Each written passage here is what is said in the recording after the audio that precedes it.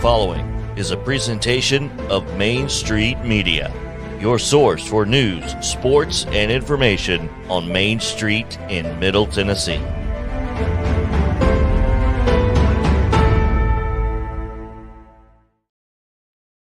Sounds like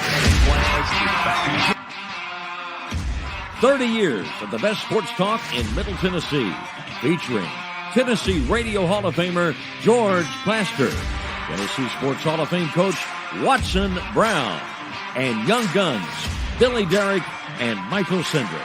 And now, here's your host, George Plaster. Hello again, everybody. Welcome in. It is a beautiful Tuesday afternoon in Nashville, Tennessee. We have an action-packed show for you, and I have a new car battery. I want to take a moment before we get started. You know, we should be thankful for all of our sponsors, and hopefully we are.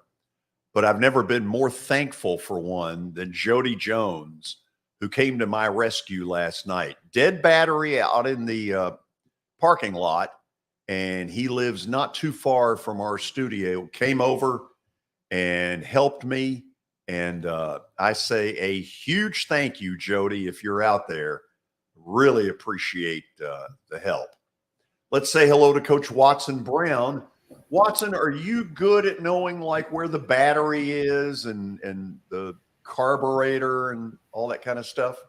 At least, George, I do know where you put gas in and where the battery is. Yeah, I do know that. I'm glad you got help with it. And you couldn't tell your battery was starting to get low. There's been no lights come on. There really was very little warning to it. And Billy can be my witness to that because I gave him a ride out here yesterday.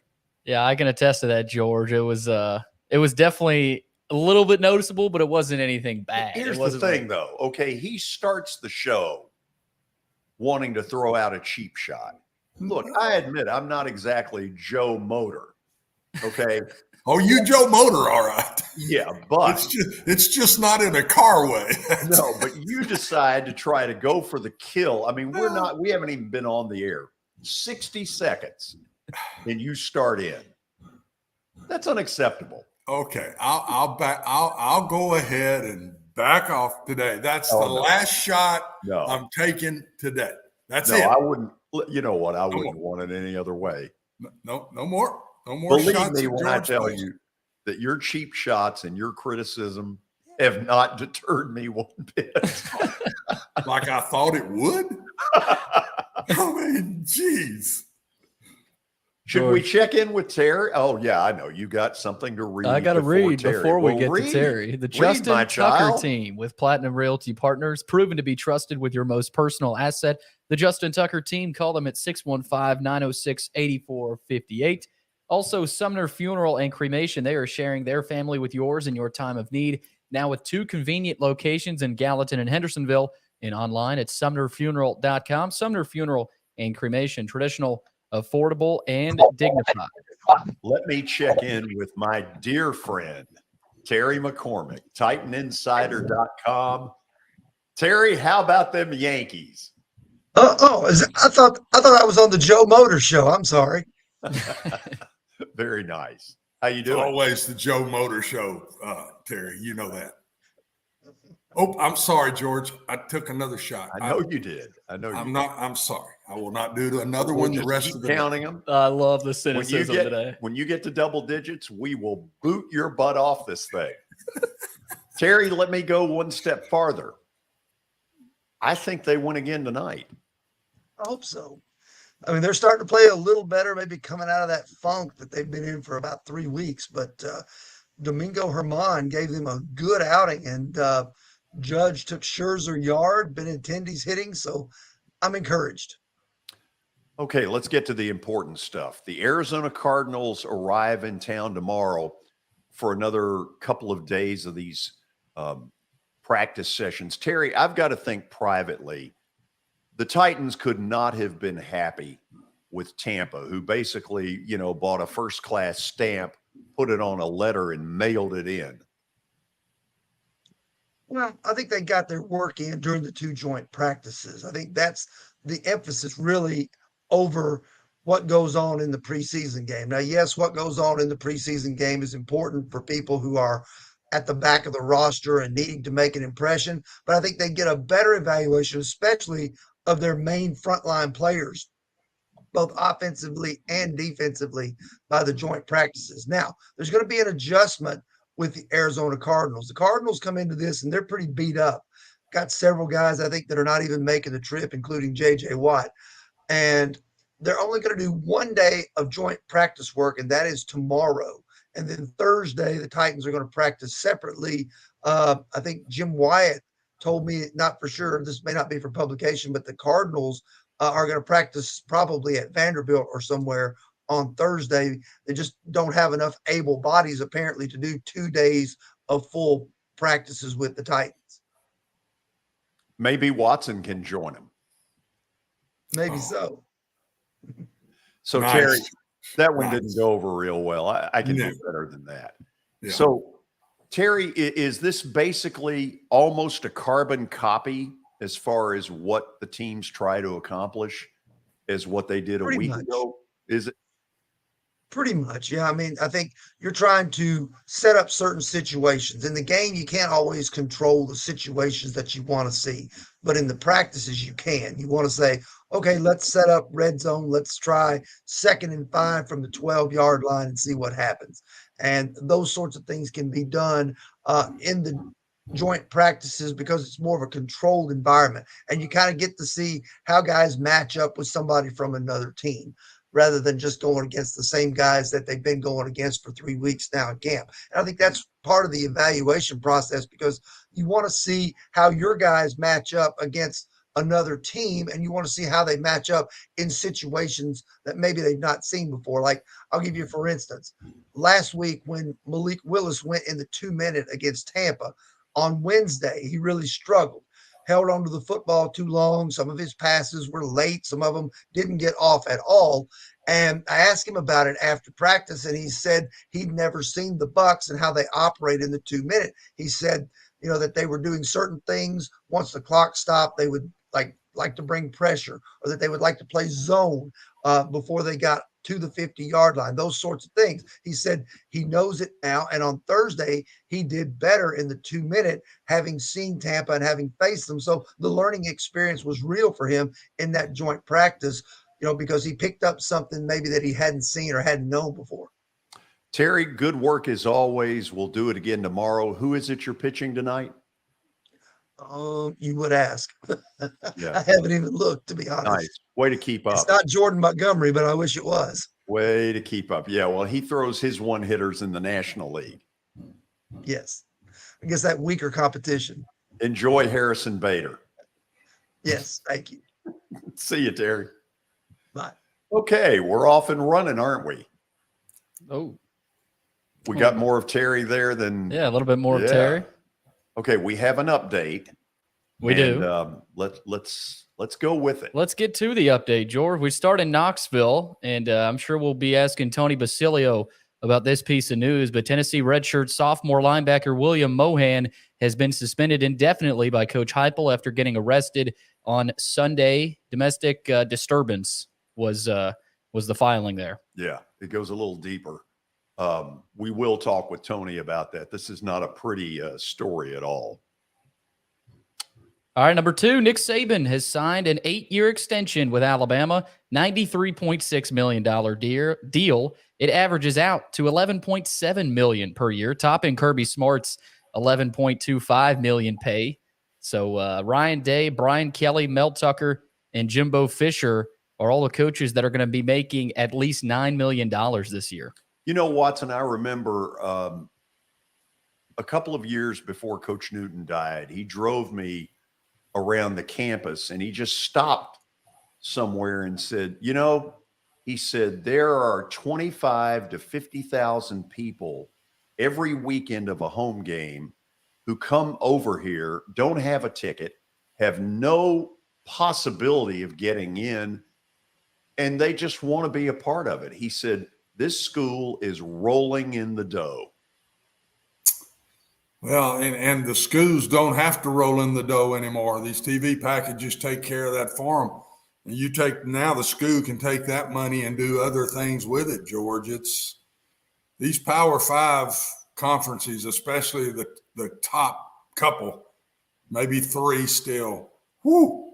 There's money to spend. And I can vividly remember Roy Kramer and I, who started all this, vividly remember in the mid 80s we could not redo McGugin Center, which was awful. We couldn't redo it till we raised every penny, and every penny had to be outside funds. There wasn't going to be a Vanderbilt dollar put in it. It was going to be raised money. And finally, at the end of my time, we finally started on the facility, and I moved in it, I think, in about game 3 or 4 of my last year there. What a difference it is now. Oh, yeah. It's incredible. Think he stays 8 years? Heavens, no. Yeah, but you know what, Watson? I wouldn't put it past him. No. It ain't going to be long. Just mark it. On Nick Saban. On Nick Saban's part, it won't be long. It'll be within 2 to 3 years. Really? You watch. 2 to 3. That's my prediction. Okay. Put it down, mark it, and we'll see when it happens. You've probably got some inside info. Do not have inside info. Do not. Billy, he's waiting on one more championship, guys. He's waiting on one more championship. You think that's it? Coach Bryant. Okay. He's going to get that one championship. He'll call it quits. Could. It won't be long after that. It might be another year, but it won't be long after that. God help the guy that has to replace this. Whew. Well, I nearly went with Ray Perkins that did replace Coach Bryant. So, and I've always said that was a mistake. I don't know if it might not have been, because replacing legends, ask the old boy at Virginia Tech. It's not easy. It's not easy. Imagine being the guy to replace Nick Saban. Oh, I mean, that's a conversation. The only one that could probably have it easy is Dabo. Yep. I was going to bring up Dabo. Anyway. I don't think easy's the word, though, guys. If he don't win in immediately, it ain't easy. I mean, just because Dabo's won a couple, I don't think if he walked in there and went 10-2 his first year, he'd be catching it right out the gate. You fail, they send you to Bessemer. Bessemer, anywhere in that area. Yeah, there's some other places right outside Bessemer that you'd never be seen again. Demopolis. Oh, man. What do you All got? right, let's get into the NBA, George. Kevin Durant has agreed to move forward with the Brooklyn Nets. I don't think there's any details out on a potential extension, but he's staying in Brooklyn. Here are the 2 key words for now. First time he gets into it with Kyrie will be starting this soap opera all over again. So no Memphis likely for KD. Guess not. I liked it, though. I liked the rumor. George, we stay in basketball. We go to college basketball. Belmont's non-conference schedule has been released. Furman, Lipscomb, Georgia State, Trevecca, MTSU, UT Chattanooga, and Samford. Yeah, this is a school that has a really hard time getting people to play them in non-conference, and virtually impossible to get anybody good to play them at Curb Center, because they've had such a track record of success that a lot of the bigger schools are like, not going to do it. So, when you see that list, you don't see a bunch of powers in there. And they do have a tournament that they end up playing that has some good competition, but school really struggles to get good people to play them in non-conference. Well, I'll jump in here, George. To me, the difference now is they don't have to play them anymore.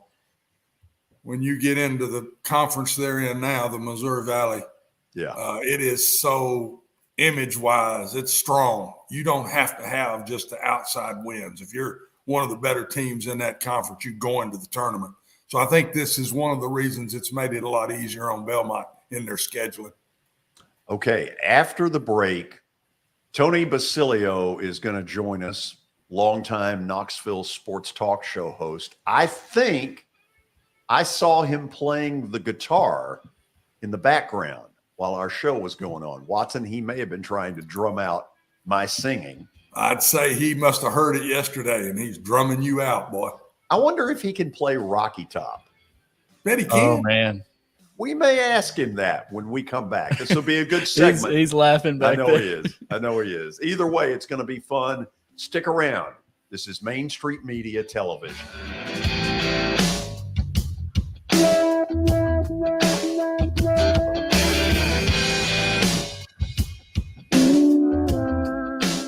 Buying or selling a home can be a very personal experience. Why not go with the team that receives nearly all of their business from referrals? Clearly a trusted name in real estate. The Justin Tucker team with Platinum Realty Partners has sold more than 500 homes in the last 7 years. Voted best in Sumner County multiple times. Proven to be trusted with your most personal assets. Call the Justin Tucker team with Platinum Realty Partners at 615-906-8458. The Justin Tucker team with Platinum Realty Partners, Middle Tennessee's most trusted team in realty. I highly recommend Sumner Funeral and Cremation because of their caring nature and attentiveness to detail. Pre-planning your funeral now will bring you peace of mind and less stress to your loved ones. When the chaos of losing you happens, your family can honor and celebrate your life, knowing things are happening just as you wanted them to. Pre-planning determines the details of your funeral, cemetery services, and can be less expensive. We are honored to serve you and are always here for you in your time of need. Sumner Funeral and Cremation. Traditional, affordable, dignified. SumnerFuneral.com. Jody Jones Dentistry can handle all your dental needs, from the basics to cosmetic procedures. All of this in the nicest dental facility I have ever seen. Jody has done it right. They're located conveniently at 55 Music Square East, and for an appointment, it's simple. Dial 615-259-5100 and tell them Plaz sent you.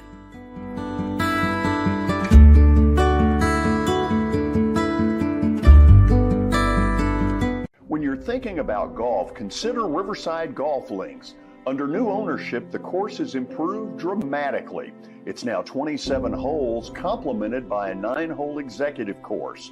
Book a tee time now at 615-847-5074 and get ready to enjoy the beauty of golf in the Old Hickory area at Riverside Golf Links.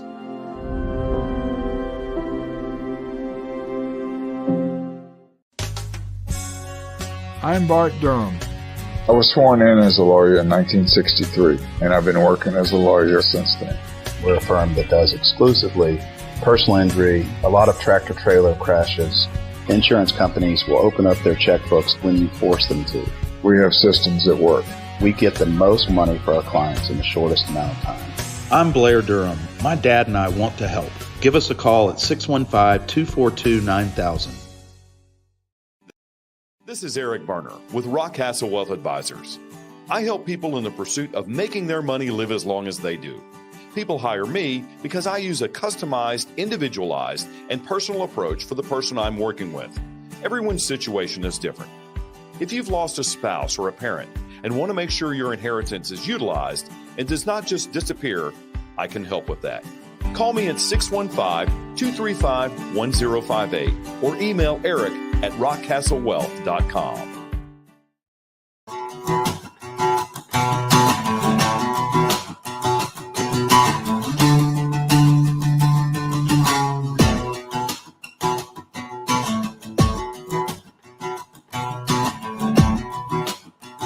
Excited to head to Knoxville, Tennessee and say hello to Tony Basilio, who joins us for his weekly visit. Okay, let's see the guitar. Where is that thing? You were right. I thought I saw it in the background. Don't lie here. So, are you pretty good at it? I play a lot. I play in a group in Knoxville. I've been known to like walk around my neighborhood and play. It's kind of my how we get everything make sense of the day. So yeah, and I teach music too. So yeah, I love music. Do you really? Mm-hmm. See, Watson, way more talented in Knoxville. I mean, basically, I'm a one-trick pony in this thing. I don't know that. Like this guy's a Renaissance I don't know man. all that. But. Can you do Rocky Top? Yeah, I was. We don't play it much, but it would go like this.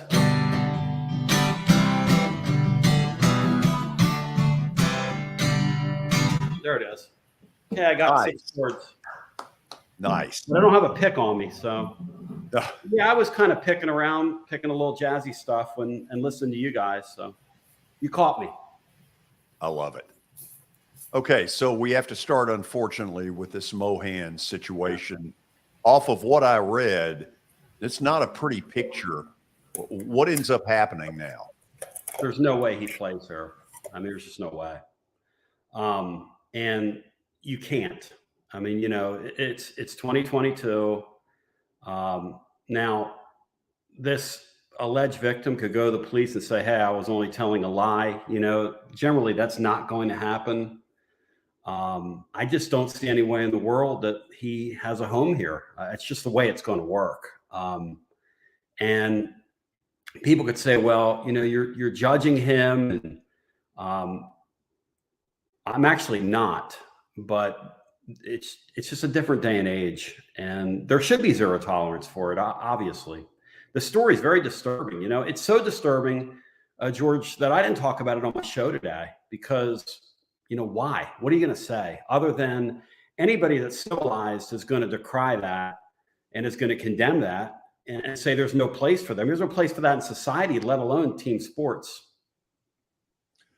On to better stuff. You and Watson have, I don't know, there's a click when you two get going. And hopefully this is one of the few times I'm smart enough to say, back off a little bit and let these two go at it, because it makes for great, I used to say radio, now television. So Watson, say hello to Tony.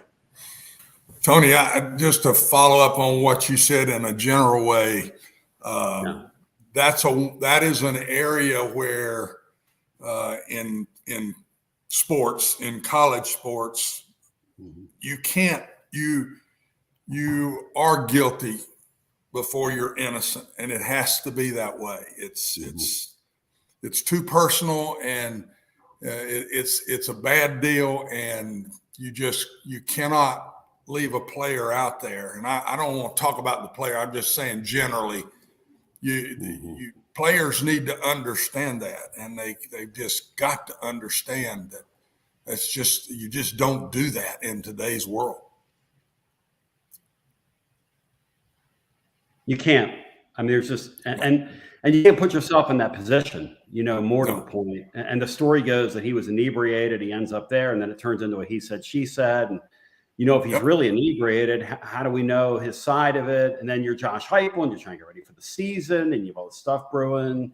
You know, speaking of which, you know, Tennessee's waiting on trying to get a form signed from USC on Brew McCoy, who's allegedly had these incidents at USC, which chased him away from there. And so it's all on Tennessee's, from their standpoint, it's all horrible timing. But quite frankly, there's never a good time. You know, early March is not a good time for something. Nobody wants this around their program. And Coach, I was going to ask you if I can. Tennessee's got several positions that are still up for grabs, like the one tackle spot we talked about. They haven't rectified that. And there are several of them in their secondary, 2 cornerback spots, both defensive tackles could be up for grabs, some time at wide receiver. How much do you think they make decisions based on what happens against Ball State? How important will that be for the coaches, do you feel like, to see film? We were talking about that today, and you've worn the headset, so I thought I'd run it by you. Tony, there is no doubt college football is the toughest sport to make your decisions before the season starts, because you don't play against an opposing jersey. It's your own guys against each other. And you got a guy sitting on the second team that's going against the first teamer. And then this guy that's sitting on the first team is going against this second teamer. It's so hard to know who's the better player till you go against a different opponent. And that's all I think they're doing, because if you study Tennessee, you're there with them every day. If you go look at every program, they've got some of this going on right now. how good, which one of these is going to, when the jersey goes on, the lights come on, the opponent's out there, which one's going to be different? Because there are differences in practices and games. So I think a lot of decisions will made. I think it will take 2 weeks, Tony, that you're not going to see a solid who's starters, who are the backups till after the Pittsburgh game, because they want to line up and play a good opponent and watch all these guys. And in a lot of ways, when you're young, you have a young team, this is what you have to do. It's my biggest beef. I said it to you last week. I say it again. Why in the world they don't line up and play Georgia Tech and or somebody in a scrimmage like that, where you can see these things and then you make your decisions. Right. But it also may be a good thing that their depth is better, and there's two guys that are sitting there, Tony, and there might not be a big difference in either one of them, but they're both now capable of playing, which is huge for the Tennessee style, in my personal opinion.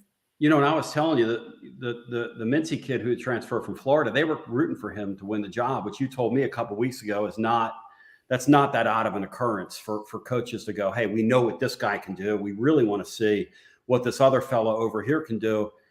The conundrum is, as I hear you speak, if they dragged it into the second game, that means they're going to take it to Pittsburgh, where their defensive line is excellent.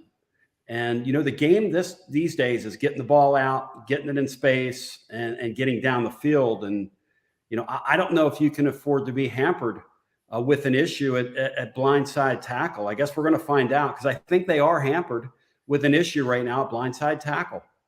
Well, that is one of the critical spots in an offense, and especially if you're pass first, run second, or even a 50-50 offense. Mm-hmm. That left tackle to a right-handed quarterback is as important as he's the second most important guy to me as the quarterback. Mm-hmm. And so for them not to have had that settled by now tells me they may have a little problem there, Tony, and we'll watch it. You won't see it probably in the first game, but you will see if there's a problem there in the second game. But their style is the ball is out so fast. I don't think it's as bad a deal as it is with certain offenses. I don't think this is a killer to Tennessee if they don't have a bona fide left tackle because of the style that they play. And that's going to be really interesting. And I guess Pittsburgh probably reads the same things. I mean, when you coach, you guys know, you kind of you have a kid to scour the media, see what people are saying, try to glean whatever you can glean. Obviously, you watch film from last year, but they're going to be cognizant of the fact that Tennessee has an issue over there, and I'm sure they're going to test it early. And the Ball State thing will be really interesting because there are a bunch of freshmen as well. The two freshman running backs are going to get an opportunity. Lynn J. Dixon was here. We did a show topic today, things that lasted longer than Lynn J. Dixon, who transferred in here 3 weeks ago and was gone last Friday, essentially. He gets here. I love some of these kids. I mean, you just have to laugh. He gets here.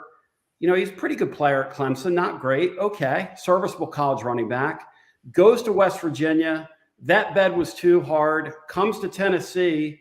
He was upset with them because you'll like this, Coach. They were calling him when he was coming late to meetings, and he said, they're badgering me. And they said, goodbye to you.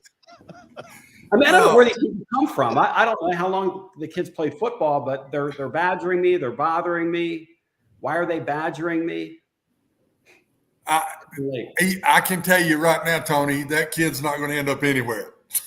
There's no way. Because he's going to get, if that's what he calls badgering, he's going to get that wherever he goes. So he's in trouble. I can tell you. But that's a little bit, Tony, of what these coaches are putting up with that I don't like is you bring these kids in, you don't know them. You've recruited them a little bit, but you don't know them until they get there and you go, oh, geez. And then maybe you flip a coin. You absolutely flip a coin. And if you got a good one or if you got one that's not going to make it. And I just don't know how long this is going to last with this bringing them in at the last minute. try them out for 2 weeks, send them somewhere else. It's just not a good look to me. Well, it's like the old adage: if you know, when you're a young kid and you're out at the bars, a 2 at 10 and a 10 at 2. You know, like a lot of these people. I mean, I hate to use that analogy, but a lot of these people. I mean, let's face it. If it's April, are they fooling around with him? No. But you take a flyer on him, you take a chance. He don't want to go. You know, he don't want to go to the meeting. He don't want to go to the lifting. There was a lifting deal. Why are they picking on me? Why? You know, one other thing that's kind of interesting that the press is sort of trying to bear down on is this McCoy guy, another transfer from USC. Brew McCoy was a 5-star player, is highly talented, wide receiver. We're trying to take context clues. Friend of mine, John Bryce, he found out and reported, and I believe this, that this guy got a ton of snaps here recently in practices and been getting a ton of run, but the entire time he's still ineligible, which is kind of leading us to believe that maybe coaches or the administrations let the coaches know something, but nothing's come down on that. And we're 9 days away right now. So that's one that we're kind of watching here. Brew McCoy. Watch it close, because I'm telling you, Tony, you don't give reps to a kid that you're not even 50-50 on. They've got to feel he's going to get eligible, or they never would have given him these reps. I've been there. I've had to do that. I've had a kid that might be waiting on academic eligibility and has been with you for a year. Yeah. And you don't give him reps, then you're saying he ain't going to make it. If you're giving him a lot of reps, you've gotten some information. Yeah. So I would bet you that he becomes eligible, and there's something they know about it right now. Tennessee's waiting on the general counsel of USC to sign a form. The thing that's really interesting, though, is as soon as they do, in true NCAA fashion, because they're always in the way, that ought to be their bumper sticker. We stay in the way. NCAA, we stay in your way.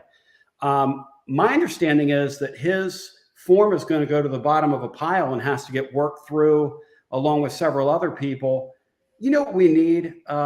Guys, more than anything in this world, when they reinvent the sport or whatever they're doing right now, I guess they're reinventing it.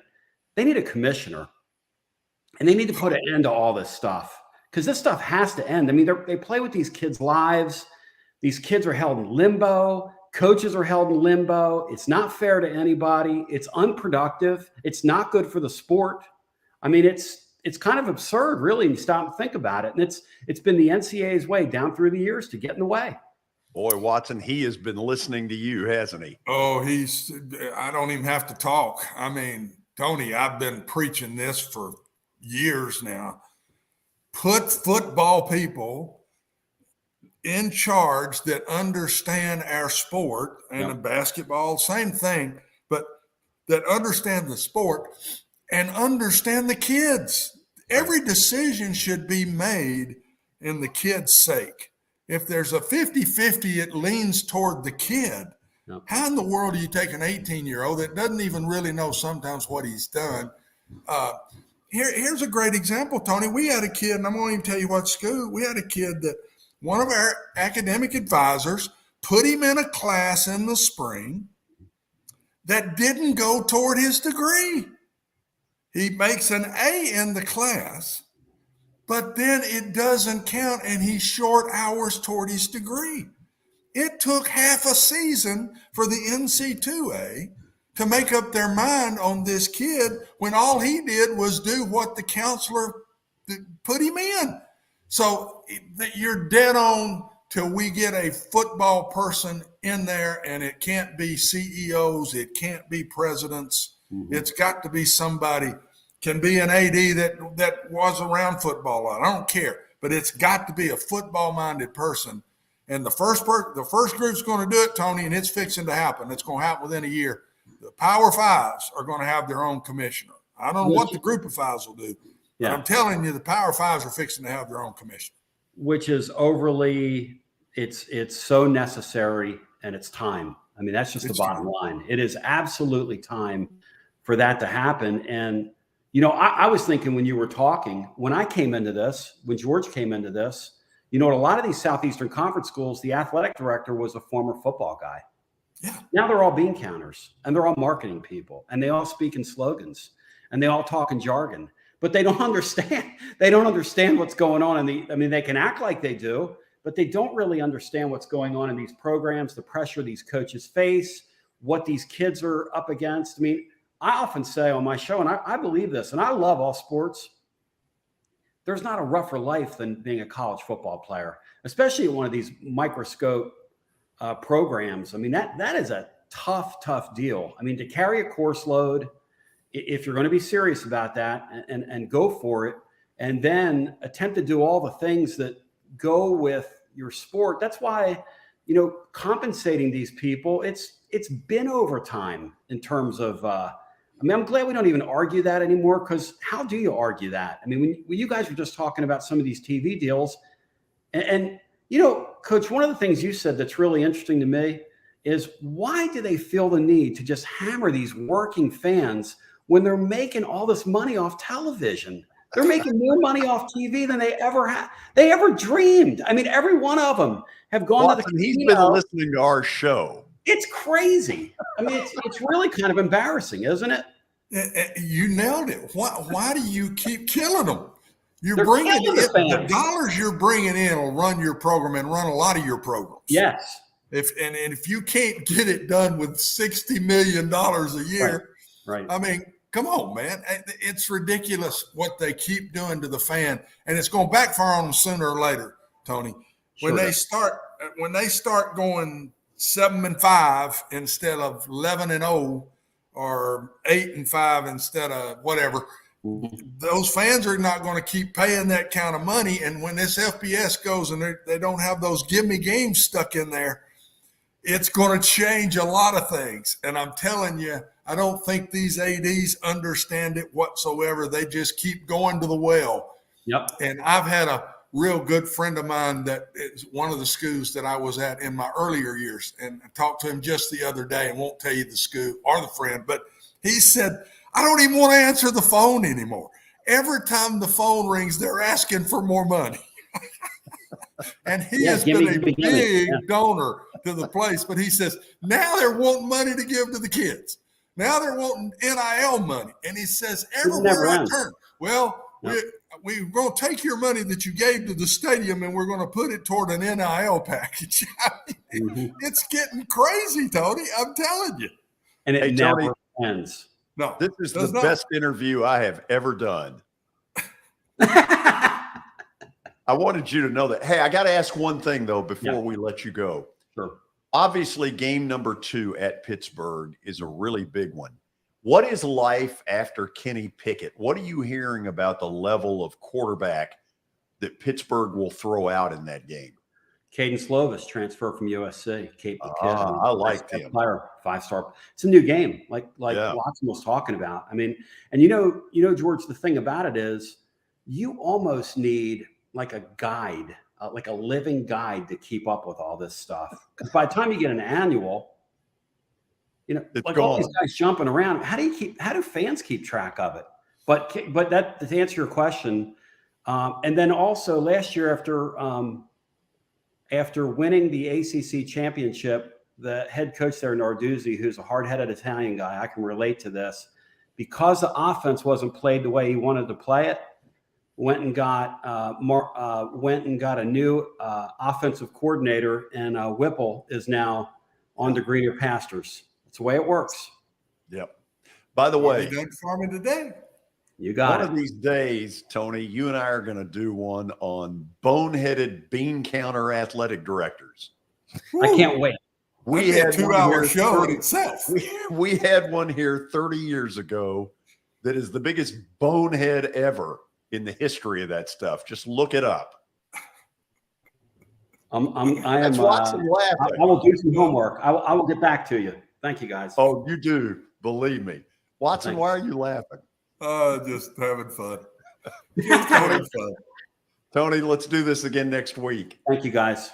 See you, Tony. He is so good.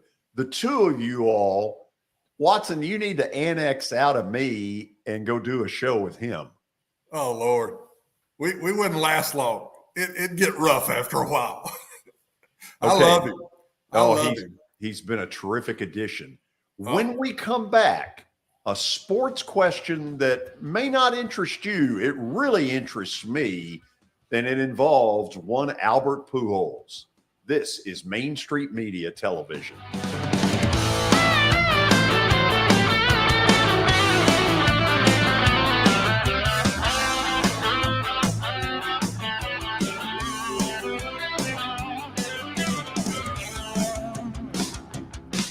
For Dustin Timmons and Joey Donnelly, they welcome every opportunity to serve and satisfy their clients. Whether you are looking to build your dream home or renovate your current home, their team will ensure that every client and remodel is unique, luxurious, completed on time, and within budget. Contact them today to set an appointment for a free consultation or to view some of their completed projects by logging on to DonnellyTimmons.com.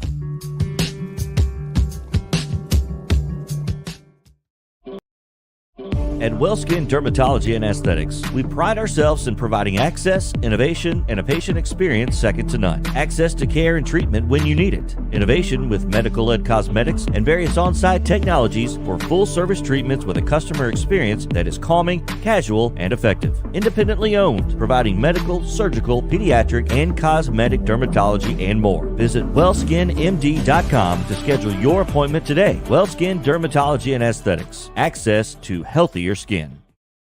It's your last chance to get a spring tune-up for summer. Complete Service Heat and Air can clean your coils, check out your motor, and make sure you have cold air on that first hot day of summer. Complete Service Heat and Air is located in White Bluff, Tennessee. We do service and repair on heating and air the right way. 24/7 service. Call us at 615-797-3997. That's 615-797-3997. Serving Cheatham, Davidson, Dixon, Hickman, Humphreys, Montgomery, and Williamson counties. Have you heard about the high levels of radon in Middle Tennessee? Radon gas is the second leading cause of lung cancer, second only to smoking, and has no color, no taste, and no smell. The only way to know if you have radon is to test for it. Duret Radon Mitigation offers testing for small and large-scale residential and commercial properties, plus mitigation services. Visit DuretRadonMitigation.com to request testing or get a free estimate for mitigation. That's DuretRadonMitigation.com.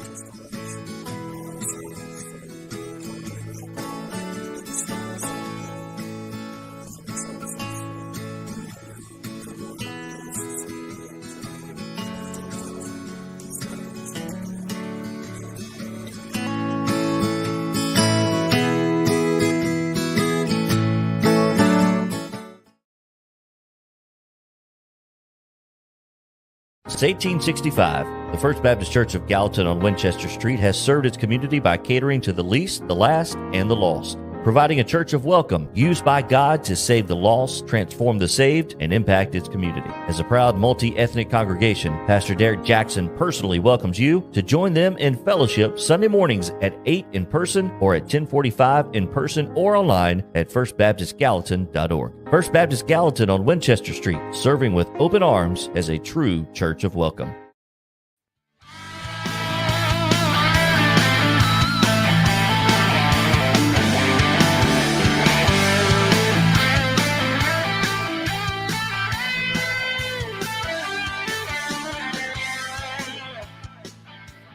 I have always believed that St. Louis may well be the best baseball city in America.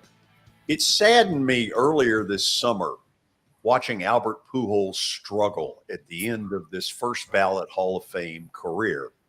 But Watson, in the last 2 weeks, he has hit 6 home runs, has caught fire, and all of a sudden is at 693 with about 40 games left in the regular season.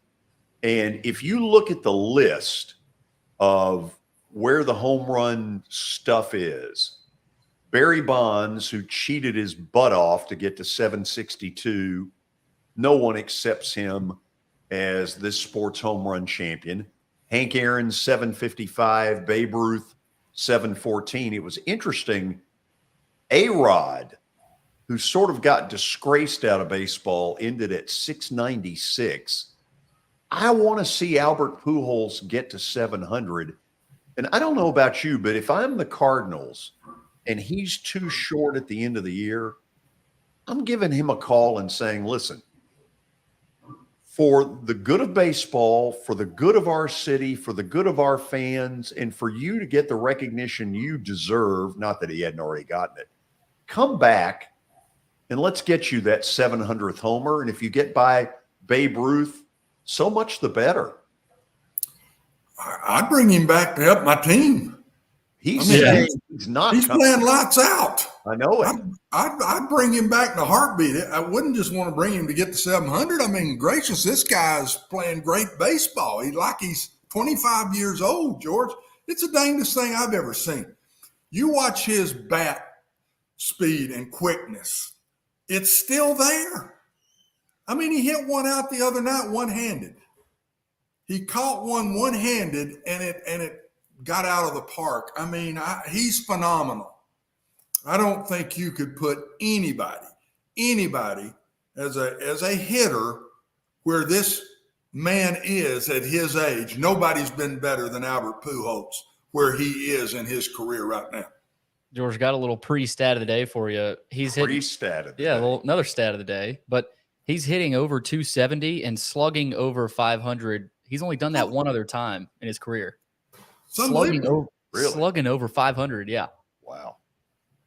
Watson said it. He's having a young Pujols season. Well, the last month or so has just been on fire. Watson, here's what I think I'm seeing in this. First of all, they're in a pennant race, and he's starting to really help them. They're up against Milwaukee, who a year ago you would have said was clearly the better team, but not right now. The Cardinals have gotten the lead in that division. And, I see a scenario where this is going to come down to the final weekend with him sitting at a number like 698 or 699.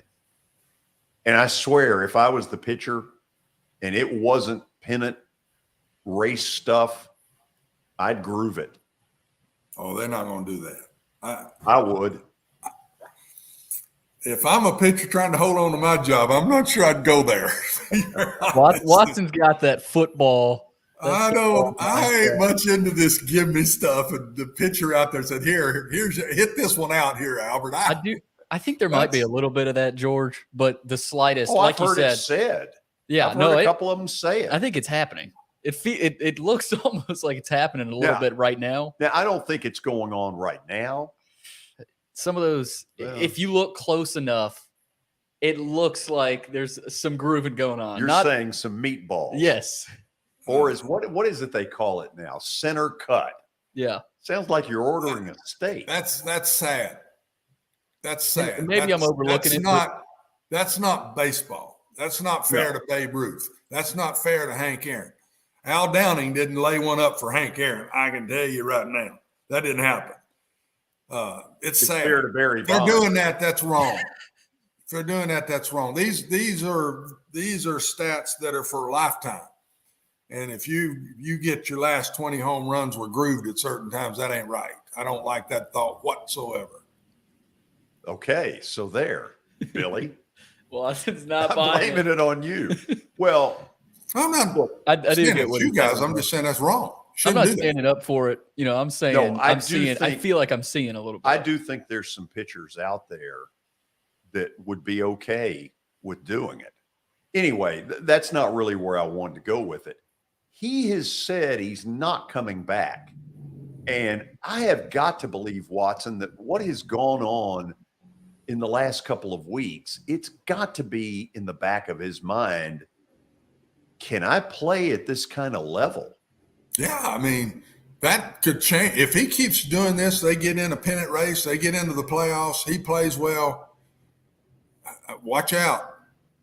I'd say then he comes back for another year if this keeps up like it is. I don't know if it can, but I've just never seen anybody at this age in their career that has the bat speed that I see this man have. It amazes me.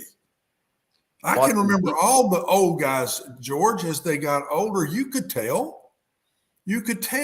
But you can't tell with this guy. If it didn't have that Pujols on the back of his jersey, I'm not sure we'd know who it was. Well, the weird thing was you could tell for the first 4 months. And then sometime around August 1st, something clicked. Yeah. And balls have been jumping off his bat.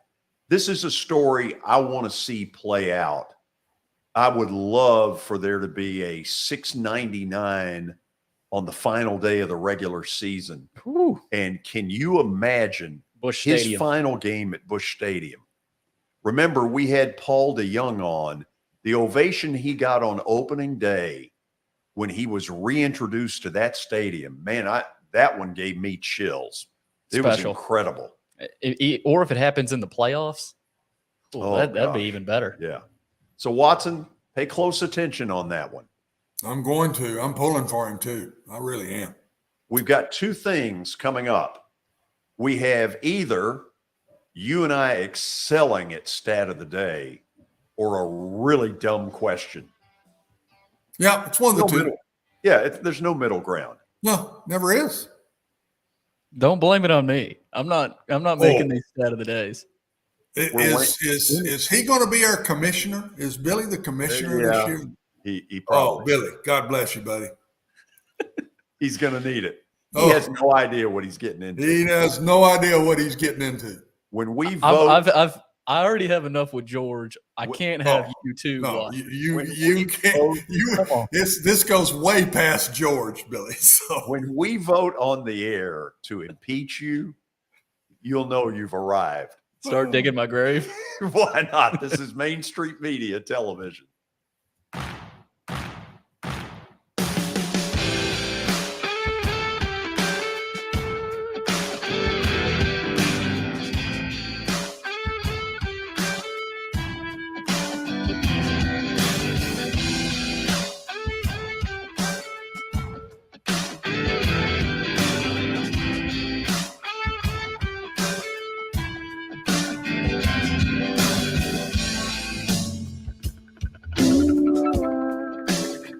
Serving Williamson and surrounding counties, Bone and Joint Institute of Tennessee offers comprehensive orthopedic care with 16 subspecialized physicians. Our practice provides high-tech care with a hometown touch. We offer physician clinics, physical and occupational therapy, advanced imaging, and surgical services, including interventional procedures. Call us at 615-791-2630. We're Bone and Joint Institute of Tennessee. High-tech care with a hometown touch.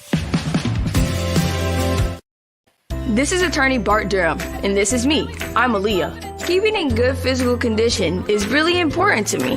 But when I had a wreck with a tractor-trailer truck that hurt my legs so bad I couldn't work for almost a year, I knew I needed a lawyer that understood tractor-trailer cases. So I called Bart. Bart gets millions of dollars for his clients every year. At Bart Durham Injury Law, we've handled hundreds of tractor-trailer cases. My dad and I want to help. Give us a call at 615-242-9000. The high school football season is here, and nobody handles Friday nights better than Main Street Media. Here's Zach Womble with details. That's the name of the game here at Main Street Media and Main Street Preps. Is, we've been doing this for a long time now, and I think you hit on it. We've got an army of reporters across all of Middle Tennessee. I think there's about 130 schools in the Middle Tennessee area, and we try to cover all of them. We cover about 11, 12 counties at this point. And those Friday night shows, it's we're gonna show that off. We're gonna showcase the talent that we have on the field with reporters across several mid-state games on the weekly basis. So whether you're in Williamson County, whether you're in Giles County or Murray County or Montgomery or Robertson or anywhere in between, we're gonna have you covered from 6 to 11. Friday Night Live is presented by the Tennessee Highway Safety Office, where fans don't let fans drive drunk.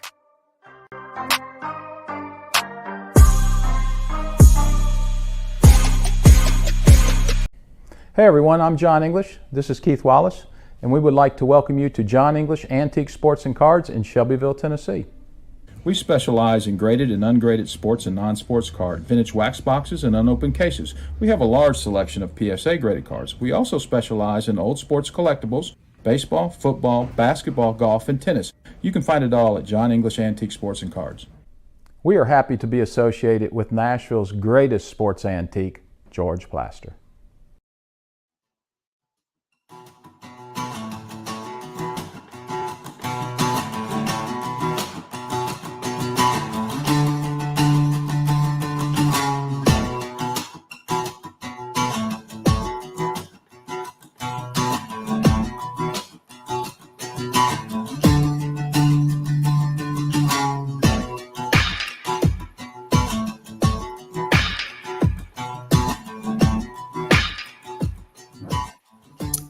So I'm looking over to the left. Do you have some reading to do? Yes, I do, George. It's time for Stat of the Day, presented by John English Antique Sports and Cards and Rock Castle Wealth Advisors.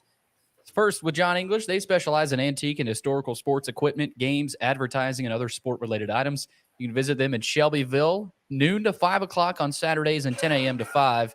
Visit JohnEnglishGradedCards.com. Also, Rock Castle Wealth Advisors, Eric Berner. You can call him at 615-490-7052 or visit rockcastlewealth.com for more information. All right.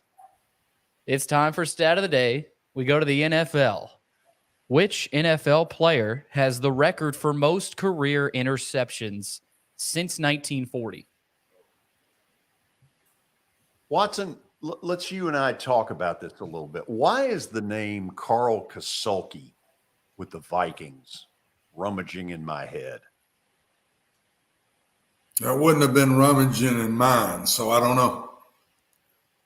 Okay. That don't mean it's wrong. Don't get me there. I mean, Darrelle Revis in there anywhere? Played for the... No, whoa. Nope. You're not to get involved. Okay. This is Watson and I. I'll let it simmer for a little bit longer. Yeah, you do that. Watson, what are you thinking? I'm thinking it's that mid-range. It's that mid-range guy, 80s, 90s, where they started throwing it more. You might be right, Watson. Oh, is that so? 80s, 90s. I remember, what was you were on a Viking, but there was a Viking, he started with a K, that intercepted a bunch of balls. A tall, thin safety. You're right on him, Watson. All we need is the name. Are you saying he's there? He's there. All I need is the name. He's my hero. I ain't got it. Okay. What's the kid's name? Not Carl Kasulki. No, that's part of the old. When you said that, I said, Viking, I don't know who that is. Well, it was part of the old Viking Purple People Eater. This was Purple People Eater guy. But it's later. It's a little later. Dang. This is gonna kill Watson. I know it starts with a K. George, come on, remember the guy's name. I don't know. Starts with a K. Caruso. No, that ain't it. Kasulki? No, it ain't Kasulki. It starts with I've already tried him, haven't I? Paul. Yep. Paul. Dang. George, you got to help here. I'm out. You're better with names than I am. I just choke sometimes with names. Oh, you're I can right tell you there. what his number is. His number was 22. 22. Yep, you've got everything. Paul Krause. Yep. Paul Krause. That's it. That's some teamwork right there. Oh, yeah. That's the best stat of the day yet. That was, thank you, George. I could not come up with a name. Hard. Watson got it going, and then George got the little cherry on top there. That's hard. I knew y'all would have a chance at it, though. Paul Krause had 81 interceptions. That's a bunch. Lot. That's a lot. That's a bunch. Okay. Good job. That's good job. That's good, George. I didn't get it. I gave you the team, but I couldn't come up with a name. You get credit for it. Kasulki. I mean, was that who you were thinking? Was that the name? You just had the name wrong? I don't know. But I didn't. That name didn't hit home to me at all. Paul Krause. Wow. Okay. Watson, as you know, one of the highlights so far for the Titans has been the play of this young guy, Kyle Phillips from UCLA. And Terry said yesterday he thinks it's already a done deal that he's made the team. I know you're concerned that if he's already third on the wide receiver list, that while that's great for him, it's a problem for the team. Give me a couple of thoughts and then we'll run the interview. I wouldn't say that it's a concern. He is the best inside player they got. Now, he's not an outside guy. He's an inside receiver. He's got that Cole Beasley, those kind of guys' abilities. I see the quick feet that come out of the cuts quick, really good hands, good on the boundaries of keeping your feet in and catching the ball, those things. Now, he's not going to go out and be a wide receiver on the outside. But if he's already in the top three, we weren't real good if he pops in and does that quickly to me. Scary.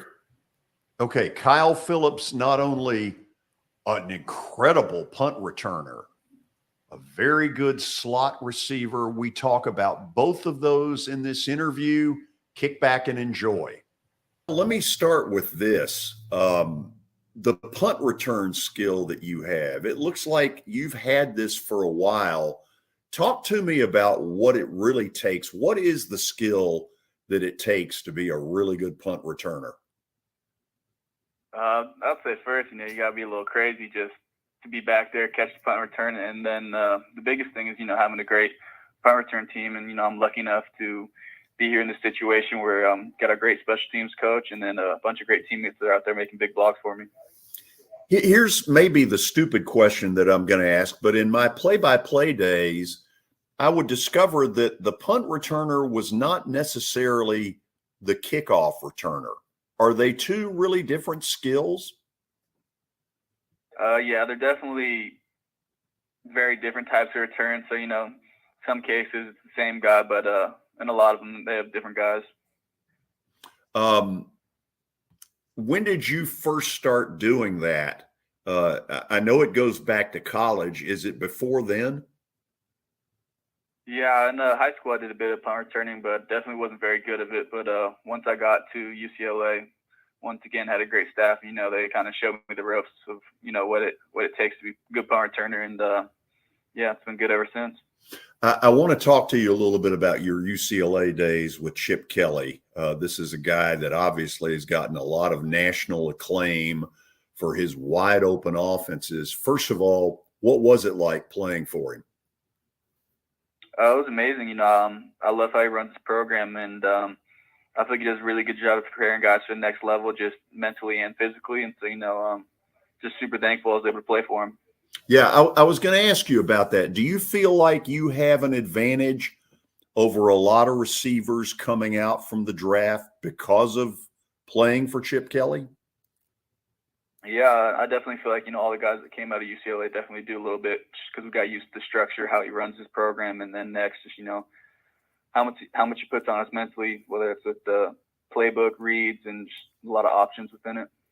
Did it surprise you when you first got to him, the level of all of this? I'll say a little bit. That's Coach Kelly. I'm telling you, I grew up watching. It's kind of changed college football. But yeah, definitely when I got there, definitely was a little bit surprised with the playbook. How big it was and how many reads there was in each play. Okay, so while I've got you in here, have you come to grips with UCLA Big Ten? I have. I'm excited for it. I'm excited for the program. And all the guys there. What do you think? What do you think it'll be like losing the rivalries, though? It's one thing you guys and USC moved to the Big Ten, but there were a lot of other rivalries, in particular Oregon. Mm-hmm. Yeah, so it's definitely a little bit of a bummer that we won't get to play them. But like you said, the main one's still there. So team across town will still be to play against them. Okay, help me with that, and then we'll get to the Titans stuff. In the South, none of us really understand the whole West Coast level of football because we seldom see it. Most of it's at 9:30 at night. How intense is UCLA USC? It's definitely a big rival, especially just, growing up in California. You pick one or the other, either an SC fan or a UCLA fan. So it's definitely a big deal out there. Yeah. Did you grow up either one? Not gonna lie, when I was younger, I was a big Reggie Bush fan just 'cause he was from San Diego. But I'm a Bruin, so that's that. Yeah, but you had good reason, man. That USC bunch back then was pretty darn good. So tell me what this whole Titans experience has been like, because I think everybody who's watched you believes that you've got a real future here. Yeah, it's definitely been real difficult, but lucky to have a great coaching staff and surrounded by a bunch of great teammates who, have helped me along the way. And so, yeah, it's been really, really difficult, but super thankful for the whole experience and, had a whole lot of fun along the way as well. What's the hardest part of it? Hardest part, I would say would be having to get used to that humidity, coming from San Diego and LA, not much of that out there. So, the first couple of practices, I was definitely feeling it. Yeah, you get used to it though after a while. Oh yeah, I feel good and comfortable out here now. So, okay, tell me this. You've obviously excelled at the punt return game, and you've gotten a lot of people's attention for your work as a slot receiver. Talk to me about the slot duties and in layman's terms, what does that mean when you say slot receiver as opposed to a guy on the outside? Yeah, I guess you could say guys on the outside, they kind of look to for big plays, whereas man in the slots kind of, do it all, be involved in the run game, short, intermediate routes, stuff like that. Just, pretty well rounded, can do it all. In college, was it always slot or a little bit of everything? It was a little bit of everything, but I would say definitely mostly in the slot. Yeah. So you've worked now with 2 or 3 different quarterbacks, and we get to see them a little bit in the preseason. Obviously, we've gotten to see Malik a lot. Let's start with him. What's it been like working with him? It's been great. Me and him signed with the same agency, so, we kind of knew each other prior to this. Through a little bit of the combine, it was just pretty cool that we end up in the same spot. And, he's a very talented quarterback. He can make plays with his arm and his leg. So it's been good being able to play with him. Yeah, he's a freakish athlete, isn't he? Oh, yeah, absolutely. And then talk to me a little bit about Ryan Tannehill, who obviously has started here for 3 or 4 years. What's that been like? Oh, that's been amazing. He's helped me tremendously just, taking in the offense, not just running routes on paper, but understanding the concept as a whole, understanding defenses, really knowing where to be. So he's definitely helped me just grow as a receiver. And give me a few thoughts on Logan Woodside. We've seen him a little in the second half Saturday. Give me some thoughts there.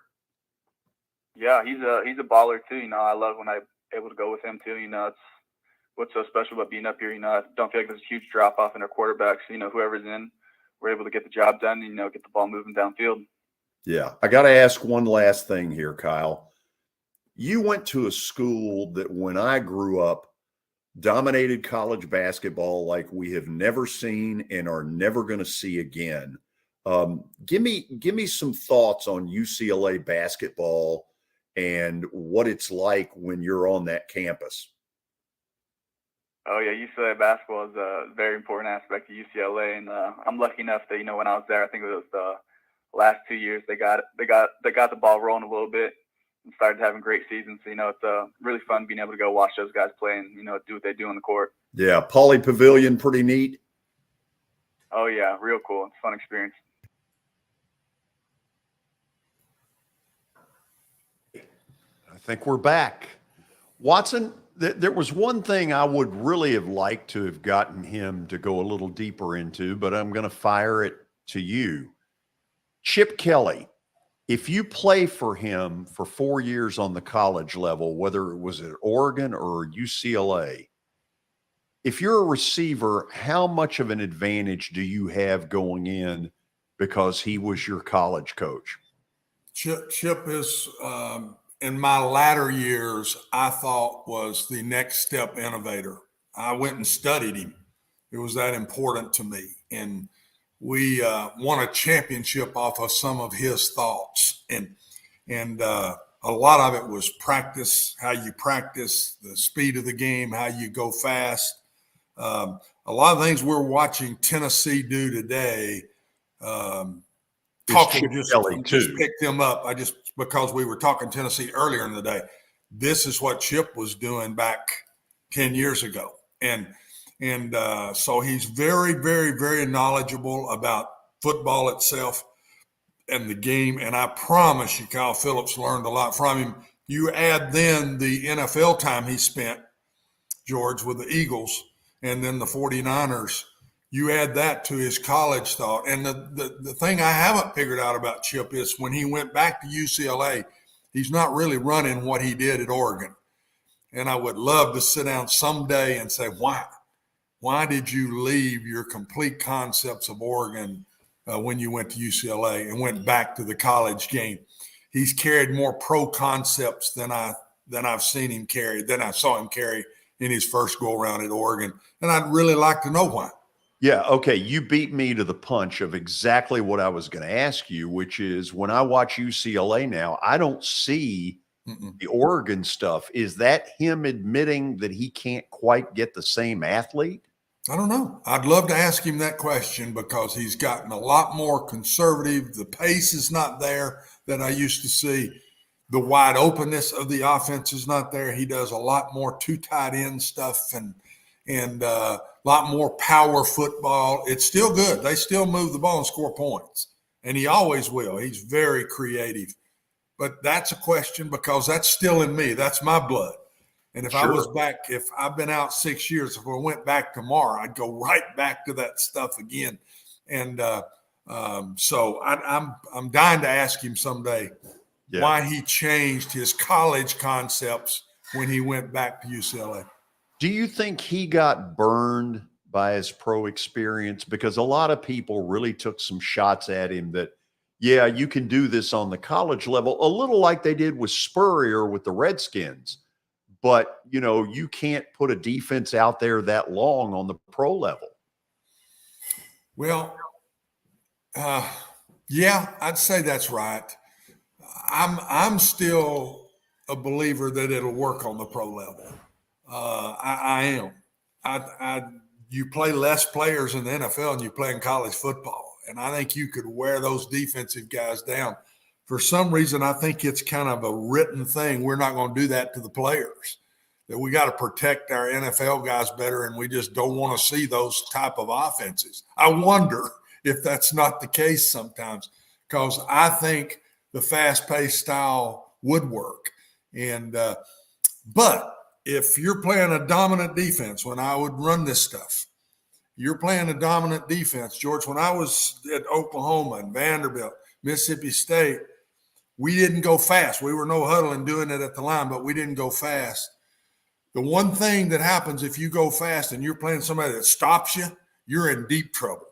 Yeah. Because now your defense is going to be dead by the half. So it's feast or famine. You're going to run this style, you got to move the ball. And that may be why a lot of these guys in the NFL are afraid to do it, because there are some dominant defenses in the NFL. So let's go back on Chip Kelly for a second, because he has always fascinated me. How much of it was Mariota better than anybody else at running what he was selling? No, I don't go there. Any athletic quarterback could have run his offense. It was quarterback friendly. When I studied it, talked with him, visited, it was not a hard quarterback offense to run. Matter of fact, I thought what I was doing, we played Oregon. And so after I studied them and played them, then I wanted to learn more about it after the game was over for the next year.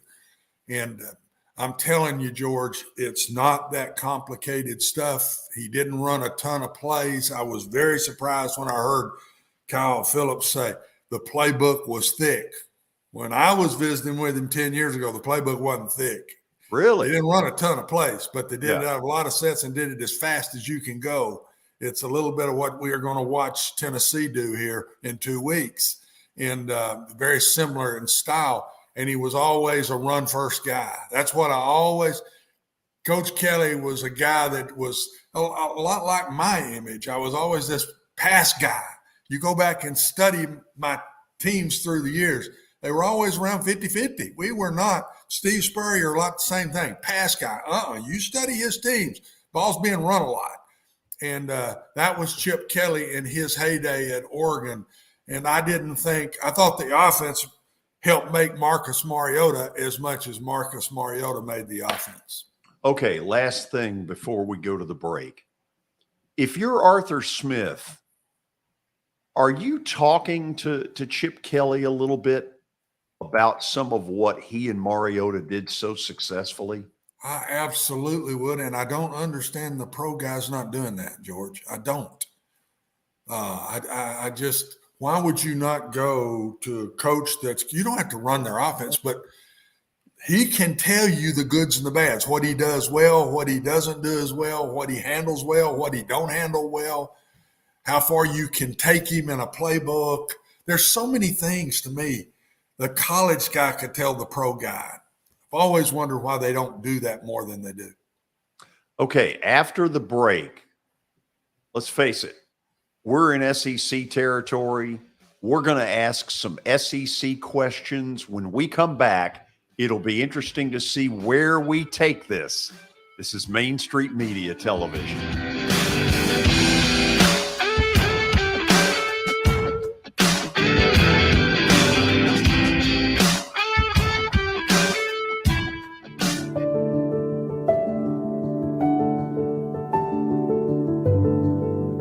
Welcome to the Omni Nashville Hotel. Urban elegance with a vintage touch.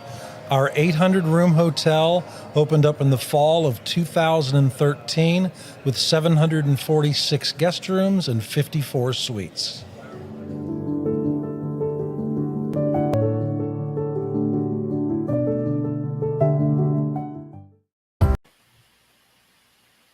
At Sumner Funeral and Cremation, our mission is to serve families as our own, celebrate the life of their loved one, and help begin the healing process.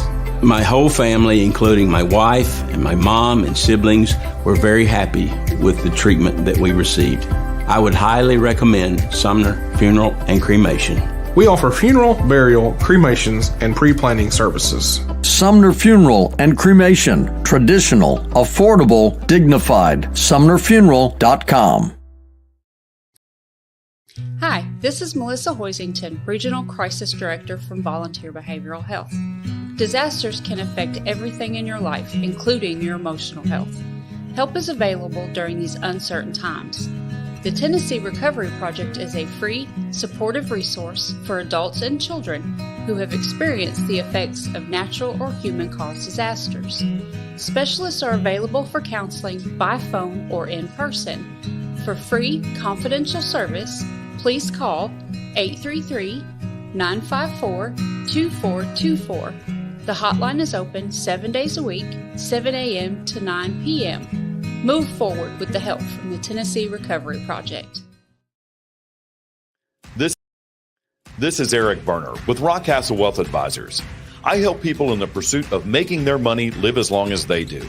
People hire me because I use a customized, individualized, personal approach for the person I'm working with. Everyone's situation is different. One area I can help with is if you are newly or nearly retired, or maybe have changed jobs and have an old 401k account.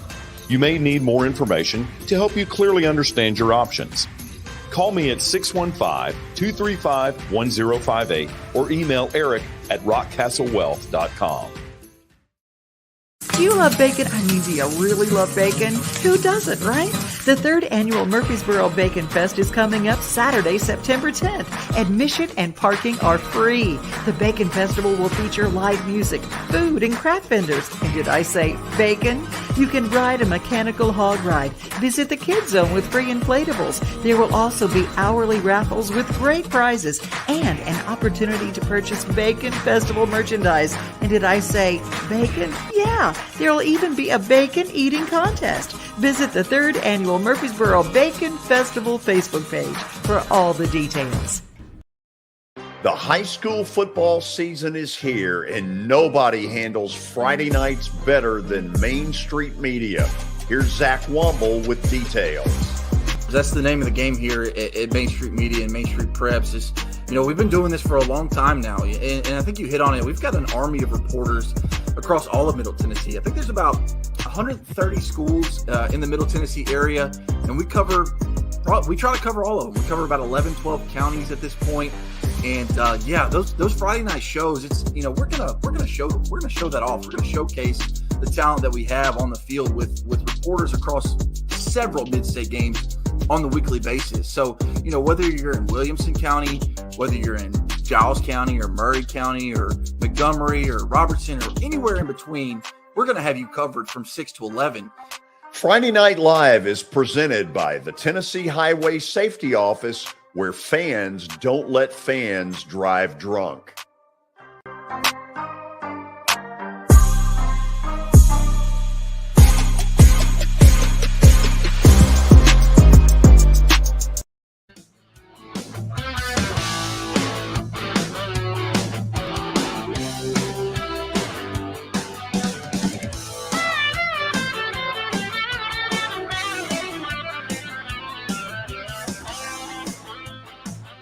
Man, it is a great time of the year.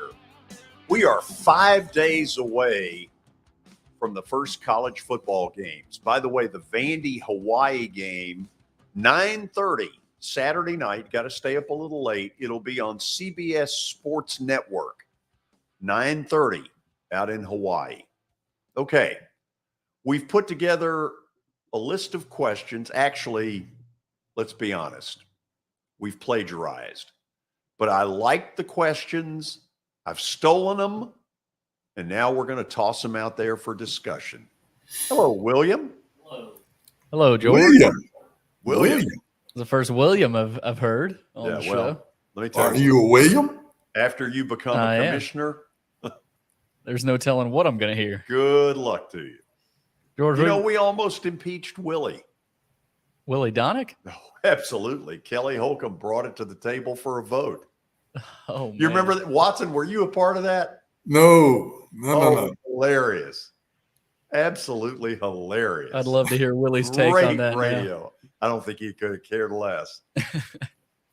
All right, we ready for these questions, George? Let's go. We start with number one. We go down on the plains.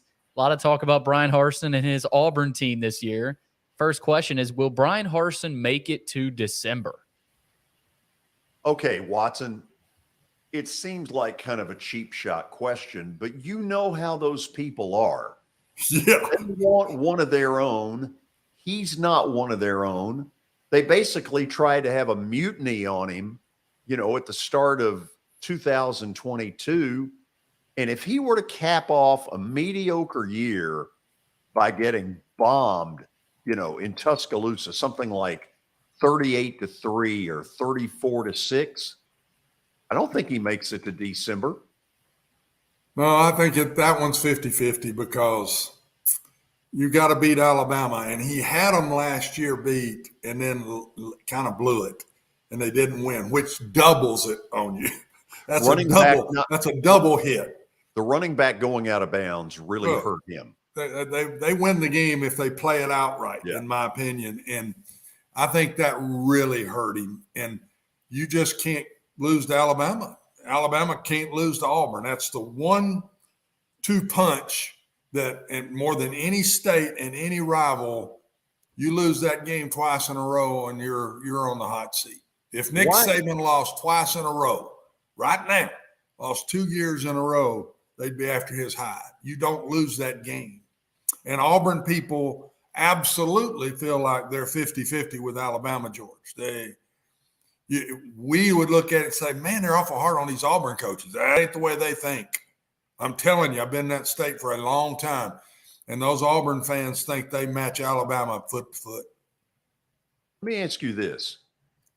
Do you think Harsin fully understood what he was getting into? Probably did. The money was just so much better than what he was making. And for him to leave his alma mater, that's hard. But I understood what he did. But I thought when he took it, it might be the hardest job in the country to stay there for a very long period of time because of Alabama and where they are and where Auburn is right now. Remember, Auburn has beaten Alabama in recent years and won a national championship. And Tommy Tuberville, go back and look at his record.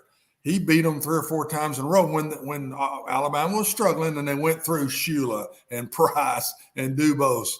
And but then he lost to them twice. Just the second year, gone out of there. I'm telling you, he took a spot to where you're not going to stay if you don't beat Alabama. And I don't think he beats Alabama this year because he goes to Tuscaloosa. Right. So he's got to survive this game to make it a third year. So your answer to this question is kind of 50-50. I think it is 50-50. Yeah. And he could go 8-3 and lose to Alabama and Tuscaloosa pretty good and might not make it. I'm telling you. If he's gone, is there an obvious at Auburn? No, I don't think it is. Auburn would go after a hot guy. This time they will go after a proven guy somewhere and throw the bucks out. I mean, really the bucks out. They're going to throw $10, $11 million out there to somebody that's an absolute proven winner, and it won't be a mess around the next go around. No. Good first question. What's the second one? Always mute my mic, George. Number 2, can Arkansas beat Alabama on October the 8th? They play in Fayetteville. Mm-hmm. And that's the only reason they have a chance. That's the only reason, and I do think they have a chance. You beat Alabama, you better toughen up and get in the trenches and hold your own, because the red elephants will flat run over you. And Alabama is not one of these fancy dancy. They come after you on both sides of the ball. And Arkansas has the mentality, in my personal opinion, to pull that off. So if they're healthy, I think that's maybe Alabama's toughest game, looking at their schedule, other than Texas is a tough one too. But I think Arkansas might be their toughest game on their schedule. Watson, before the national title loss to Georgia, Auburn beat the snot out of them for 3 quarters at the line of scrimmage. Is there something about that tape that coaches are going back and saying, aha, Auburn got something? I know Nick Saban very well, coached against him, know Alabama very well. You don't beat Alabama if you don't get in their face and knock them down. You don't beat them. When somebody can do that, they can beat Alabama, because Alabama then don't have an answer, because that's been their answer for a long, long time. And yes, Arkansas is one of those that can get in their face and hang with them. I think they got a heck of a shot at them. Number 3, George. We go down to the Bayou, Baton Rouge. Is Brian Kelly ready for the SEC? Okay, Watson, I know he's a good football coach. I think he's a very good football coach. Now, I also think at times he's had some temper issues. But does he really fit LSU? Only way he's going to fit LSU is to win big. Because if he don't win big, he don't fit. Yeah, there'll be a short leash on him if he goes 7-4, 8-3 a couple of years in a row. He's got to win. He's got better talent than he's probably had at any point at Notre Dame. That's what I think. He's got good talent. I don't know about quarterback yet, but he's got good talent. But he's going to line up and play against good talent every week like he never did at Notre Dame. So I'm not betting my house on this one. I'm just not. I think there's a lot to learn. He's a very smart man. He will try to figure it out. I just don't know if he's got time to figure it out. He's got to get it going pretty quick. To me, what I've seen of LSU, Watson, is that in 21 of the 22 positions, just in sort of a generalized, here's what I think of LSU, that in 21 of the 22 positions, they're as good as anybody. Yeah. Their Achilles heel has been the quarterback position. And in the years that they get that solved, they're a national title contender. I look at him this year, I'm iffy as to whether he's got the quarterback. But if Jaden Daniels, the kid from Arizona State, turns a corner and is really good, how good can they be? The quarterback's it for them. It has been it for them. George, go back and look at their history. The only time they've won a national championship without a bona fide quarterback recently was Nick Saban. They didn't have a bona fide quarterback that year. They had a young man. Yes, and he was a solid player that got it to the right guys, but he didn't win the games. He kept from losing the games. But Joe Burrow, I mean, it wasn't even close. The kid was fantastic. I don't know that Daniels was consistent enough at Arizona State, made a lot of big plays, made a lot of bad plays. He's going to have to be a lot more consistent to play these SEC defenses. I'm not sure he is. I think LSU goes 8-4. That's what I say. Somewhere in that range. And that won't work. 8-4, 9-3. If you've ever listened after the game, WWL in New Orleans, oh my God. Post game, you need to hear it once. It's incredible. Coach, it's a great place to play, but they're also one of the quick ones to turn on you. Oh my God. And it ain't going good. So I'm telling you, that place can turn fast. Coach O won a national title, and 18 months later, out the door. I know. Go life in the SEC. What else? I feel like that's the one coach they still love deep down, though. They still love Coach O. They didn't love him enough to keep him. You ask LSU fans, by the way, they didn't love him enough to keep coming to the games. No, they fell off on him now, Billy. Bunch of I think some of his off-field antics really hurt him. How good of a coach? I really think some of his off-field antics after he won that national championship really hurt Coach O. I do. Did you realize after Burrow left how much he really carried that team? Obviously, they had talent around him, but did that say more on Coach O's greatness as a coach? I mean, I think anytime a coach wins a national championship, he deserves a lot of credit. There's a lot that goes into coaching a national championship football team. You deal with a lot throughout that year. And so I'll never take that away from a coach. But Joe Burrow, I mean, I don't know if I've ever seen one man in football dominate a sport and win a national championship like Joe Burrow did that year. We've seen it in basketball, George, happen. But I don't know if we've seen it in football, just that much dominance by one person. Football is such a team sport, but that kid was unbelievable that year. Joe Burrow's greatness, to me, stood out in the Titans playoff game. They absolutely threw the kitchen sink at him, sacked him 9 times, and yet he never got rattled. The quarterback on the other side threw an interception early, and I believe he did get rattled. And he's 25-year-old was the veteran. one.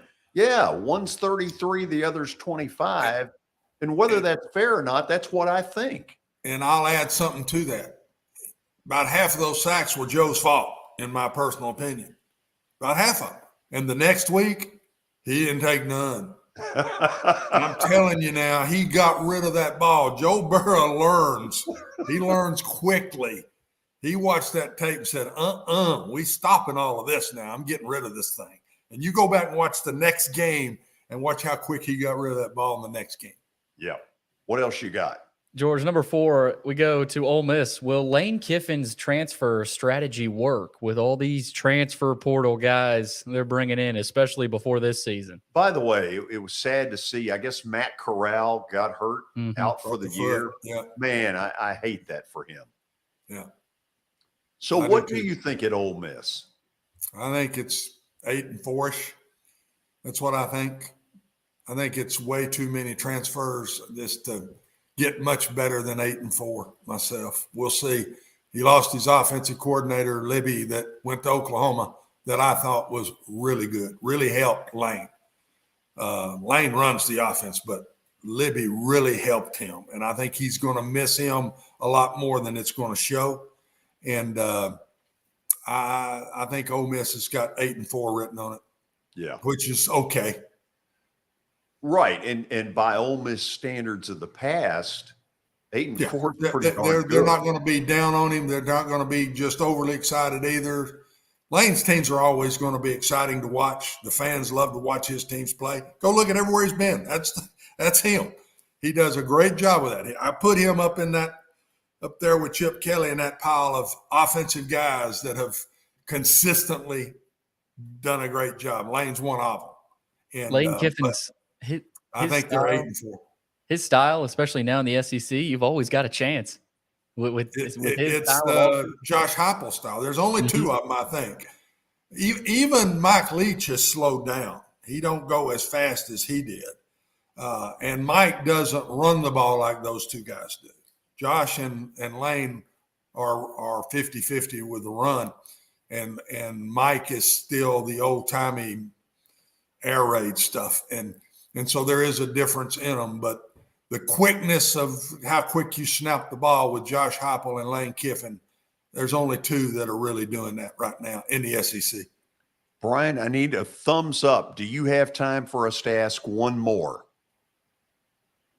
There it is. That was a thumbs up. Let's go one more. All right, one more. We go to Knoxville, George, talking Tennessee, of course, with Tony Basilio. Will Tennessee's defense be good enough this year? Watson, I remember going to the bowl game, which was incredibly fun, one of the best bowl games of the year, but it was arena football. As good as Hooker was on the offensive side, they were lousy on the defensive end. They couldn't have stopped Purdue if they played till midnight. Mm.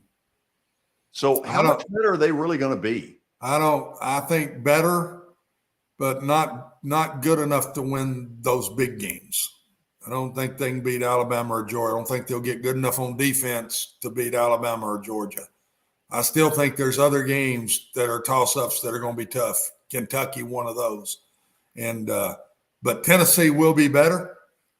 I think they fall anywhere from I'm going 9-3 to 8-4. That's what I'm thinking this year. Anything lower is what? Disappointing. I'm pretty high on Tennessee. I think it's 9-3, 8-4. Okay. But I don't think the defense is good enough to get them past that. Let's say hello to Brian Stewart, who joins us. There he is. Got the Braves hat in the background. We are within 3. Go Yankees. Man, what a run by the Braves here lately, to win the series with the Mets, win the series with the Astros, and then, and by the way, who in the world likes the Astros anyway? I mean, I'm just saying. Hold on. Trash can banging. Thank you. I feel like they've turned into the modern day Yankees now. Everybody used to be down on the Yankees. Now it's the Astros, but man, what a great time of year, with the great baseball going on. And then also with football getting fired up here. Speaking of football, as you can see in the background here, big supporter of the Titans. I'm a season ticket member. Also love my local football. George had a great time Friday night going out to the Station Camp White House game here, local in Sumner County. Station Camp ended up winning that game. It was a fun game to be at. Checked in with Billy and them later on Friday night, told them what was going on. Look forward to catching some more games. That Friday night high school showcase it's fantastic. I love what y'all are doing with that.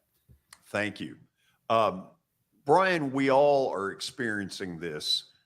Interest rates have gone up. You get your monthly mortgage payment, and it's tougher than it was 3 months ago.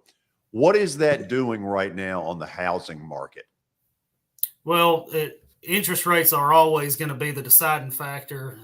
That's why we've had so many buyers in such a crazy market, is because the interest rates were low for a couple years. And when I say low, I mean talking, some people were in the 2.5s, depending on their credit scores and everything. So naturally, whenever you have that number of buyers, the price of homes goes up. I mean, it really threw the real estate market for a loop. Now you're seeing those interest rates, in the high fours, the fives. I mean, they were up to the sevens at one point. So now, whenever that happens, the buyers back off, which also means that the sellers are not getting the money that they're wanting for their home. Everything kind of works hand in hand there. But what I've seen and what I've hoped to happen is to see a little bit of a balance in the market. Buyers can now get some concessions from these sellers, and sellers, in my opinion, are still getting the house on the market. It's sitting a little bit longer, but they're still getting the deal that they want. It just boils down to having a smart agent on your side, an agent that is in the business full time, consistently keeping up with these market changes that can basically set the perception for the seller and the buyers. To let them know what to expect whenever they get their house on the market or whenever we're going out and showing these properties. Will, tell people how they can reach you. That's 615-822-0750 for the office, 615-440-7011 for my cell. One Stop Realty TN is where we're at on the website.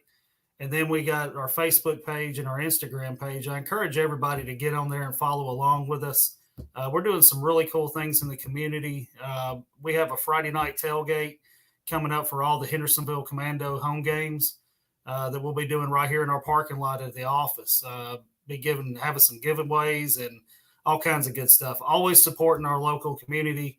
Encourage everybody to get out here, follow us, follow the George Plaster Show. We'll keep you in tune what's going on in and around Nashville. Thank you. Talk to you again tomorrow. Thanks, George. Watson, y'all have a great day. Thanks, Billy. Thanks, Brian. Okay, we'll go to the break, and then we'll have a final segment, and then the Plaster Bet of the Day. By the way, if you haven't noticed, I'm on fire. This is Main Street Media Television.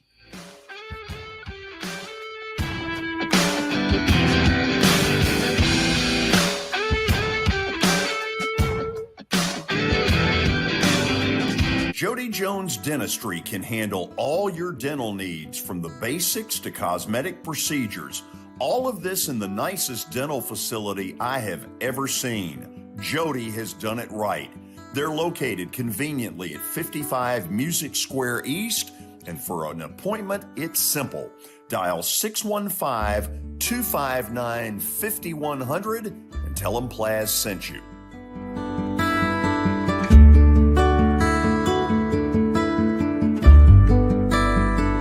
Serving Williamson and surrounding counties, Bone and Joint Institute of Tennessee offers comprehensive orthopedic care with 16 subspecialized physicians. Our practice provides high-tech care with a hometown touch. We offer physician clinics, physical and occupational therapy, advanced imaging, and surgical services, including interventional procedures. Call us at 615-791-2630. We're Bone and Joint Institute of Tennessee. High-tech care with a hometown touch. This is Eric Berner with Rockcastle Wealth Advisors. I help people in the pursuit of making their money live as long as they do. People hire me because I use a customized, individualized, personal approach for the person I'm working with. Everyone's situation is different. One area I can help with is if you are newly or nearly retired, or maybe have changed jobs and have an old 401k account. You may need more information to help you clearly understand your options. Call me at 615-235-1058 or email Eric at rockcastlewealth.com. At Sumner Funeral and Cremation, our mission is to serve families as our own, celebrate the life of their loved one, and help begin the healing process. My whole family, including my wife and my mom and siblings, were very happy with the treatment that we received. I would highly recommend Sumner Funeral and Cremation. We offer funeral, burial, cremations, and pre-planning services. Sumner Funeral and Cremation. Traditional, affordable, dignified. SumnerFuneral.com. When you're thinking about golf, consider Riverside Golf Links. Under new ownership, the course has improved dramatically. It's now 27 holes, complemented by a 9-hole executive course. Book a tee time now at 615-847-5074 and get ready to enjoy the beauty of golf in the Old Hickory area at Riverside Golf Links.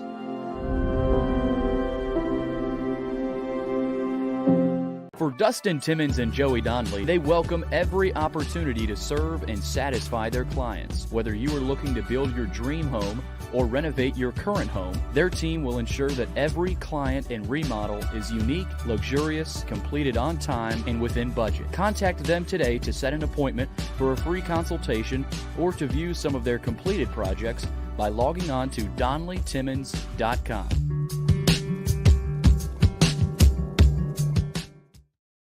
This is Eric Berner with Rockcastle Wealth Advisors. Hi, this is Melissa Hoisington, Regional Crisis Director from Volunteer Behavioral Health. Disasters can affect everything in your life, including your emotional health. Help is available during these uncertain times. The Tennessee Recovery Project is a free, supportive resource for adults and children who have experienced the effects of natural or human-caused disasters. Specialists are available for counseling by phone or in person. For free, confidential service, please call 833-954-2424. The hotline is open 7 days a week, 7 a.m. to 9 p.m. Move forward with the help from the Tennessee Recovery Project.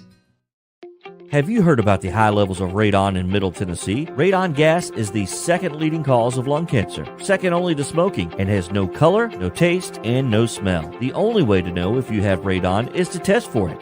Duret Radon Mitigation offers testing for small and large-scale residential and commercial properties, plus mitigation services. Visit DuretRadonMitigation.com to request testing or get a free estimate for mitigation. That's DuretRadonMitigation.com.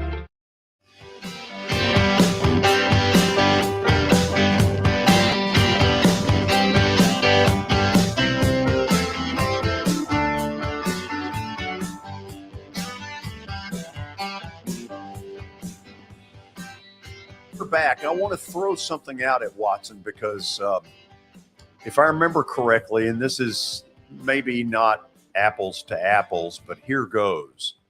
Watson, I heard a coach on a show say that it sounds great that a Vandy gets to open at Hawaii, but this coach's point was you better get a cupcake a week later because the hangover of going to Hawaii is really rough. And you say, I can't answer that because we went about when he did a week early. Think we did everything right, had a good game, got beat, but it was a really good matter of fact. The quarterback that night in the Hawaii Bowl was Jimmy Chang, who is now the head coach of the University of Hawaii in his first game against Vanderbilt this year. And Jimmy had set all those NC2A records, and that was his final game as a Hawaii Warrior. So I don't know. When we got back, it was Christmas Eve. It was Christmas Day. When we got back, what you do is as soon as the game's over, they put you on a jet, fly you all night long. We got back in about 7 a.m. Oh, I've been on that flight.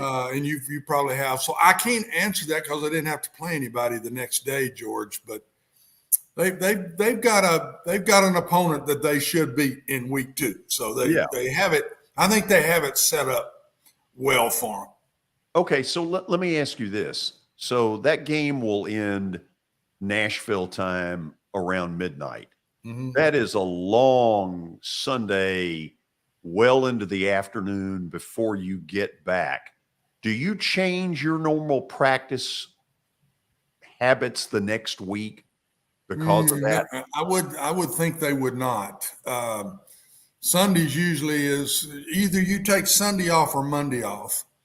A lot of the schools now are taking Mondays off because you got to take 1 day a week off in college athletics. One day a week. Out of the 7 days, you got to take one off. And I always pretty much took Mondays off. So I would think they'd come back, go to their dorm rooms, shower, whatever, come back over, watch the tape. That'd be it for Sunday. They'll take Monday off and they'll come back and have a normal Tuesday practice. Okay.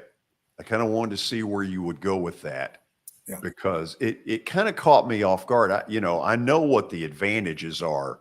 It's an incredibly exciting trip to open a season, but then is there the backlash afterwards, which is why if you're doing the scheduling, an Elon, perfect time for it. You got to have that. You didn't want to be playing Alabama the next week. I can tell you that right now. And it'll be a really good trip. They'll get them up, and I'll promise you they'll practice in the mornings with it still being fairly cool. And they'll get from mid-afternoon on off, I would say, and they get to have a good time around Honolulu. They'll have a blast. There's a lot to do, and not troublesome type things, just a lot to do for the kids. It's the best trip I ever took, and I've been to 1,000 bowls, and that was the best one that I thought the players enjoyed that trip more than any I've ever been on. I've been 3 times. They were all basketball trips with teams. Couple of times to Honolulu, once to Maui.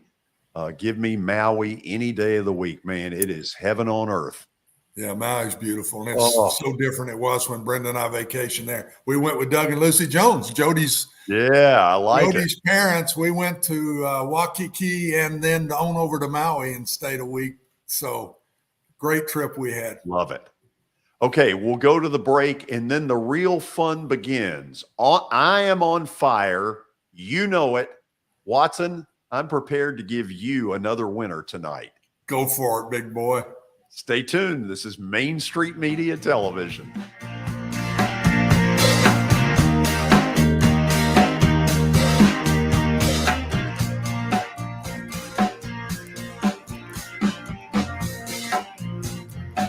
Since 1865, the First Baptist Church of Gallatin on Winchester Street has served its community by catering to the least, the last, and the lost, providing a church of welcome used by God to save the lost, transform the saved, and impact its community. As a proud multi-ethnic congregation, Pastor Derek Jackson personally welcomes you to join them in fellowship Sunday mornings at 8 in person or at 1045 in person or online at firstbaptistgallatin.org. First Baptist Gallatin on Winchester Street, serving with open arms as a true church of welcome.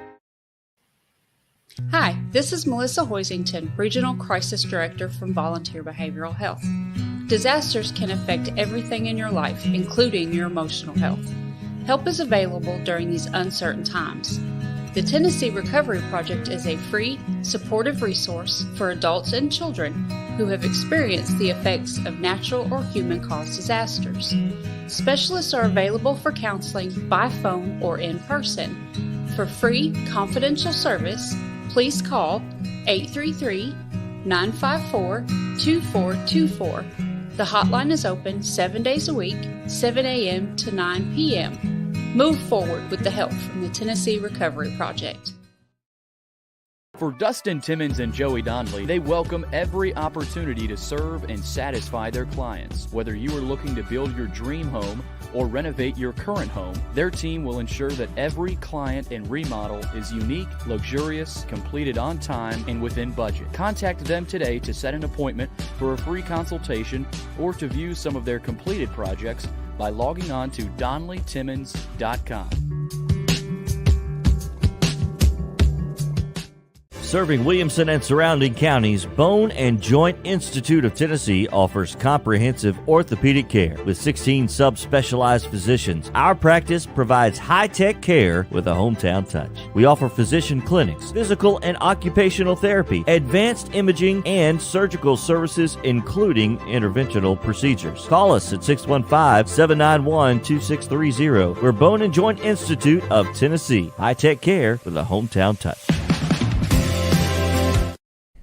Hey everyone, I'm John English. This is Keith Wallace, and we would like to welcome you to John English Antique Sports and Cards in Shelbyville, Tennessee. We specialize in graded and ungraded sports and non-sports cards, vintage wax boxes, and unopened cases. We have a large selection of PSA graded cards. We also specialize in old sports collectibles, baseball, football, basketball, golf, and tennis. You can find it all at John English Antique Sports and Cards. We are happy to be associated with Nashville's greatest sports antique, George Plaster. This is attorney Bart Durham, and this is me. I'm Aaliyah. Keeping in good physical condition is really important to me. But when I had a wreck with a tractor trailer truck that hurt my legs so bad I couldn't work for almost a year, I knew I needed a lawyer that understood tractor trailer cases. So I called Bart. Bart gets millions of dollars for his clients every year. At Bart Durham Injury Law, we've handled hundreds of tractor trailer cases. My dad and I want to help. Give us a call at 615-242-9000.